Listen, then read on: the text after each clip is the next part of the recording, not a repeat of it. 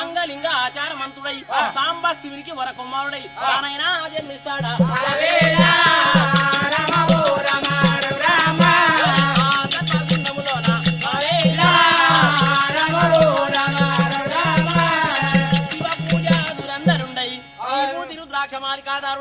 అదిగో మడివేలై జన్మించాడు.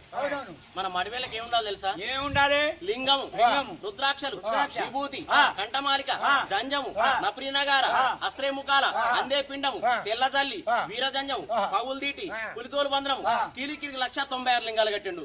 పొద్దున శివరమాధవ శంభమ్మని పులిగోరంతా విభూతి పెట్టాలి మన మడివేళ్ళు. ఇప్పటి పెట్టిరనుకో వీళ్ళకి అది చెప్పే వాళ్ళు వచ్చారు పటమోళ్ళు, వీళ్ళకి మంత్రాలు ఏదో నేర్పారు అనుకుంటారు ఊళ్ళో. అందుకే విభూతి పెట్టలేరా వాళ్ళు? అంతేనా? లింగం ఉండాలి వీళ్ళకు, మెడల యాపకాయంత లింగం ఉండాలి. వద్దటి లేగానే లింగం దొరుకుతూనే ఉంటది.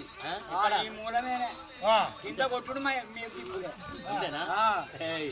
లింగము, రుద్రాక్షలు ఇలాంటి ఒక జంజం వేసుకోవాలి. మన జంజం ఆడపోయిందయ్యా నేను చెప్పానే వాళ్ళంటే మేనత్ అంటే గాడిదని తీసుకొచ్చుకున్నారు మూటలు మేయడానికి. జంజం అక్కడ పోయింది. ఇప్పుడు మన సాగులో ఉండాలి గాడు. అవును, అదే ప్రకారంగా మడివేల ఏం చేస్తున్నాడు? వేసి అంగవస్త్రములు, లింగ వస్త్రములు, పంచలు, కుమారుల గుట్టలు, వారాది రెడ్డి కాపుల స్టాల్ తీసుకొని కాసికి 12 యామడ గంగా నదికైనా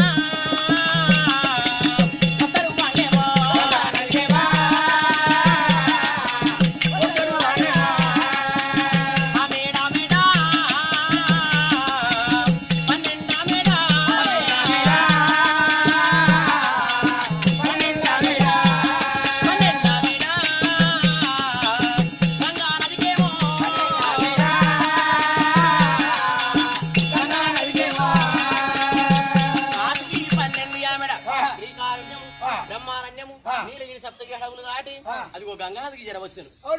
ఆ యొక్క చెరువు ఎలాంటిది నాయన? ఎలాంటివి? ముమ్మూటికే పాల చెరువు. పాల చెరువుకు తిరుకోల పరబండలు, మడివేల ఉతికేది, అడ్డం 6 మూళ్ళు, నిలువు 12 మూళ్ళు, బంగారు బండ మీద ఉద్యోగం చేస్తున్నారు. ఇప్పటికైనా ఉన్నాయా బంగారు బండలు మన చెర్ల? ఈ చెర్లనేనా? ఈ చెర్లనే. ఓ ఆ పక్కన చూసినవా?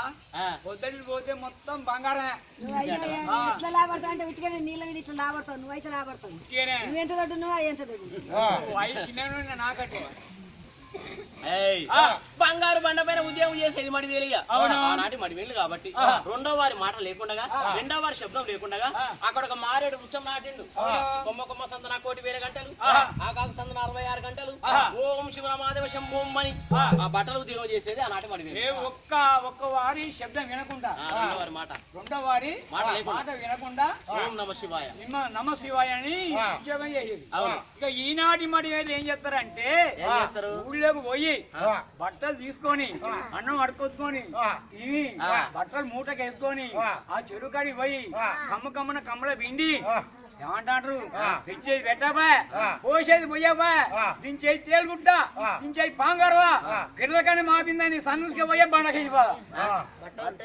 అరే పాత అయితేనే పిగిలిపోతుంది, కొత్తది అయితేనే అవుతుంది. 3 నెలలు కట్టాలి. ఆయన కుండకాడ వాళ్ళ చేతి బండకాడ మనిషి కిలోన్నర ఉంటాయి మాటలు. అలాంటి ఏమో బట్టలు ఉద్యోగం చేసేది. ఆ యొక్క ద్వారారెడ్డి కాపులందరికీ బట్టలు ఒప్ప చెప్పేది. కాపు వారు అన్నం పెడితే భోజనం చేసుకుంటూ మడివేలే కాలక్షేపం తెప్పిస్తున్నాడు. ఏ నాయన మడివేలే సంగతి ఇలా ఉన్నది.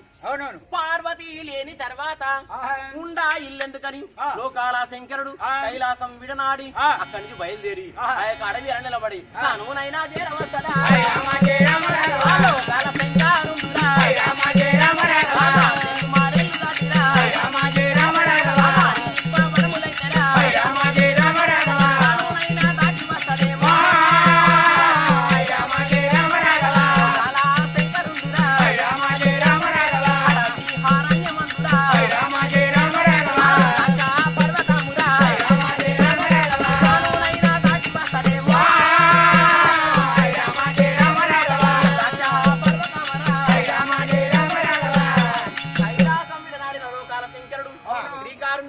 బ్రహ్మారణ్యము నీలగిరి సప్తగిరి అడవులు దాటి అదిగో నాయన రుద్రాక్ష పర్వతం మీదకి వచ్చింది. వచ్చి తపోదీక్ష మునుడు తప చేస్తున్నాడు. భార్య లేని లేకుండా తప చేస్తున్నాడు.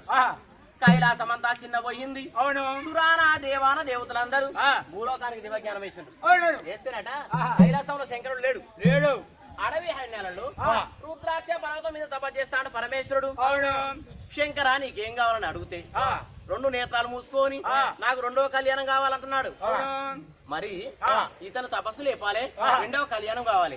రెండవ కళ్యాణం కావాలంటే ఇతని తపస్సుకు ఎవరో ఒకరు భస్మం అయిపోవాలి. భస్మం కావాలి. మరి తపస్సు లేపాలంటే ఎవరు కావాలి? ఎవరు కావాలి? మన్మధుడు, విష్ణు కుమారుడు అయిన మన్మధుడు. మన్మధుడు మనం పిలిస్తే వస్తాడా? రాడు. ఎవరు పిలిస్తే వస్తాడు? ఇంద్రుడు, ఇంద్ర దేవేంద్రుడు. దేవేంద్ర మానవుడు పిలిచి దేవేంద్ర మన్మధుడిని పిలిపించి శంకరుడి తపస్సు లేపాలంటున్నారు. సరే లేపుతానంటున్నాడు. ఆ యొక్క మన్మధుడిని ఆ యొక్క దేవేంద్రుడు పిలుస్తున్నాడు. మదనో మన్మదో మారో పర్జన్యో మీనకేతన కందర్ప దర్ప కోణంగా కామ పంచ సరస్వతి వరహ అన్నాడు. రాత్రిదేవి బహురాత్రి వేళ ఫోన్ చేసి సేపైన పడుకున్నారట. మన్మోహన్ ఏమంటే జ్ఞాపకం చేసిండు. పడక తెలిసి లేచిండు. మన్మోహన్ లేచి కూర్చున్నాడు. భార్య ఏమంటారు? ఏమండి స్వామి ఇంత అవరాత్రి వేళ బహురాత్రి వేళ లేచి కూర్చున్నారేంటి స్వామి? కారణం ఏమిటంటున్నావా? దేవి నన్ను ఇంద్రుడు పిలిసే నీ పోయి వచ్చేదనే, నన్ను ఇంద్రుడు పిలిసే పోయి వచ్చేదనే, నన్ను ఇంద్రుడు పిలిసే పోయి వచ్చేదనే, నన్ను ఇంద్రుడు పిలిసే పోయి వచ్చేదనే, నన్ను ఇంద్రుడు పిలిసే ఎమియా పదగలిగే నెరవేర్చి వచ్చేదనే, ఎమియా పదగలిగే నెరవేర్చి వచ్చేదనే, ఎమియా పదగలిగే నెరవేర్చి వచ్చేదనే, ఎమియా పదగలిగే నెరవేర్చి వచ్చేదనే, ఎమియా పదగలిగే.